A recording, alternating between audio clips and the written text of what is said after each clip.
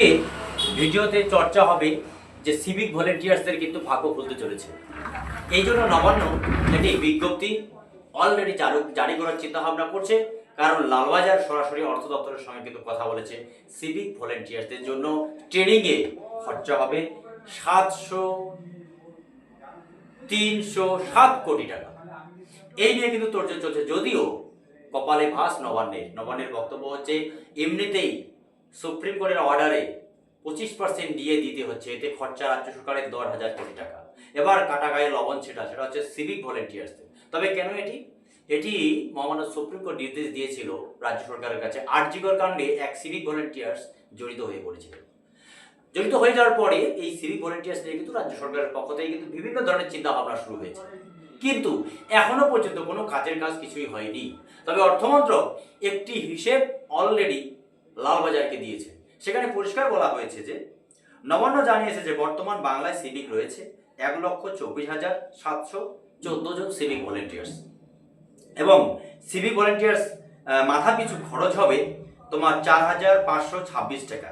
এটা খরচা হবে হচ্ছে গ্রীষ্মকালে।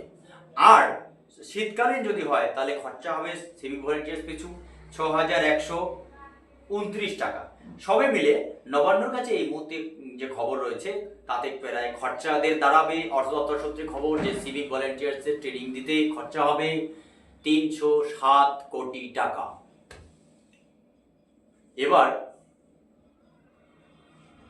সব দিক থেকে একটি বড় পাওনা, যেটা যারা দীর্ঘদিন ধরে সিভিক ভলেন্টিয়ার্সে কাজ করছে তাদের জন্য এটি একটি খুব গুরুত্বপূর্ণ খবর।